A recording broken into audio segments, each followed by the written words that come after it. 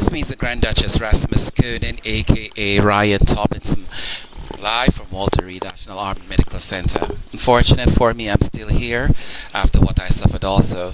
I said I wanted to give my rebuttal on the Army's rape and sexual assault strategy, as I listened to them on the C-SPAN and whatever it is. And I just want to add, from my research and being interviewing from my entry in 2006 of people who proclaimed that they were sexually assaulted, I still defer to say they do not understand the nature and the culture of dealing with assault.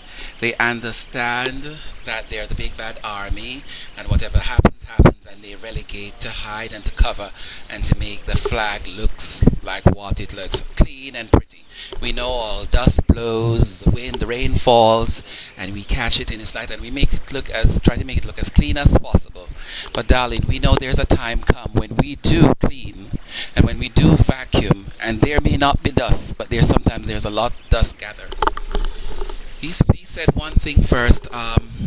They have been dealing with it really well, which is quite the opposite. What's documenting does not actually reflect what victims in the military suffer from abuse after being assaulted and then being further assaulted and being made to feel like victims again in the military.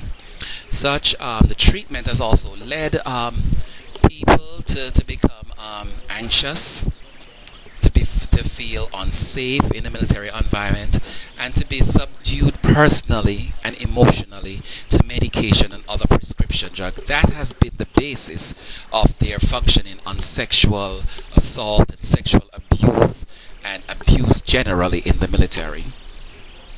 80% of the 100 people I interviewed that has been sexually assaulted or assaulted previously, men and women, reported that they succumbed to the pressure of the environment, meaning that they decided to take medication because it was suggested that they might have been delusional, seeing or hearing things and so forth. So this is the culture of the military, medicating victims and maintaining their status quo and their credibility and so forth.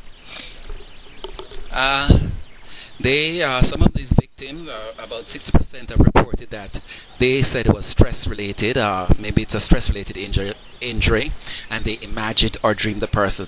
Because sometimes the assaulters are married, have high rank, and of sometimes Christian conservative bearing, and therefore they could not perceive the assaulters as being a criminal or performing such criminal acts.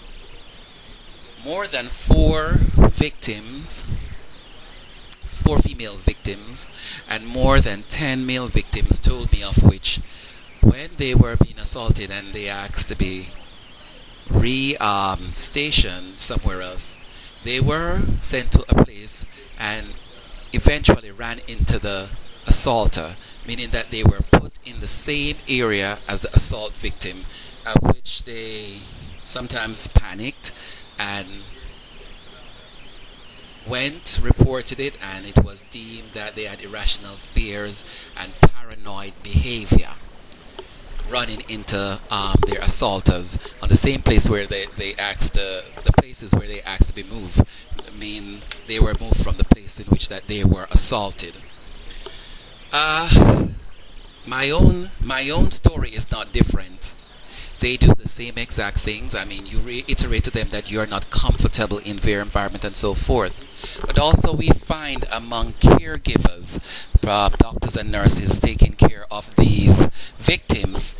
It was reported to me right here at Walter Reed, more than one patient and to myself. You find nurses and doctors nurses in particular saying, I don't believe your story that you were sexually assaulted.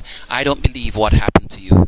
Therefore, breaking down the trust and that strength and that relationship that we need to get a victim over these relationships. And these are active duty military caregivers. So, I mean, I don't know what the status of that is. I think it's horrific and horrendous, not only as an army, former army nurse, but as a caregiver. it is inconceivable. I remember one physician saying, doing a boxer evaluation on a mental patient, and the patient said, "Well, whatever. How do you feel?" The exact context of the condition I will not reveal because of what the patient has asked me not to say. The patient said, the doctor said, "We are the big bag military, and we can skew your results. We can make you look crazy. We can do whatever it is. So toe the line with me." And on that insistence, that patient got up and left and said, "Well, this evaluation is over." And this is what we have been subjugated to. We have been tortured, and we have been. It is a horrendous system, and I am here in this system, and I see there are two types of teams: a medical team and an admin team. And you see the admin team disintegrating. They do not understand sometimes the mere responsibility that they have to shoulder, and sometimes it's overbearing for them because they themselves cannot deal with it on an administrative level. It is so humiliating, it is so suffocating, and it is so degrading. I have never been exposed to so much assault personally, verbally, in all my life. It has been, I have never seen a culture, I've never seen this integration, and with this integration of value of protecting and rebuilding somebody from a really traumatic and horrendous process or as a horrendous accident and such. Darling, we see these things, and I wonder then what happens in reality in the civilian world. Well, the reality of the reality of the civilian world is that it is more actively involved to protect victims and its families. When a military man shoots his family and all these little things, it's not because the family never asks for help. It's the way the military treat these families. It's almost like they're experimental raps. What will happen if we do this? Oh, it's just your triggers. It's just this. And they do it with such haughtiness and such pretentious authority that when things break down, they find themselves scrambling for solution. And they scramble. Being here, I remember 2 people committing suicide. And I wondered, and I watched these people, and I said, when I observed them, I said, why is that person being released? Don't you know this person did this person did that, this person made a noose and left it on his bed, and it was a big joke. This person was released to the environment and committed suicide. This is the status of the military. And I'm saying, what goes into a caregiver when they see a noose and then they release somebody that 2 days after back to the public?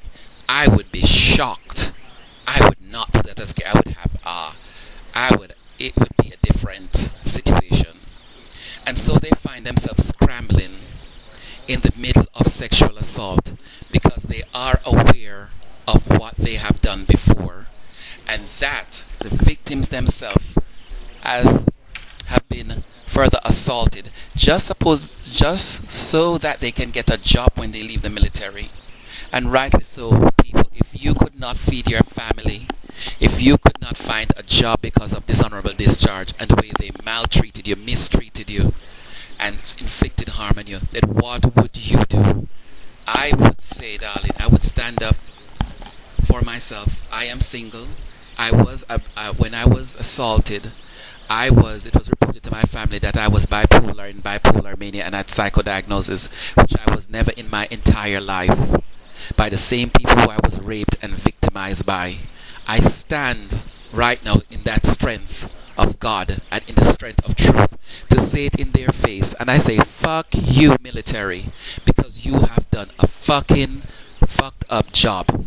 And I will still say it, the irresponsibility of the Army Nurse Corps, and the irresponsibility that has finally come home. And I don't know what will be the outcome, but I hope to God that all those that have suffered all this time just to eat under their authority find some justice. This is MEZA Grand Duchess RASMASKONEN. Have a good evening.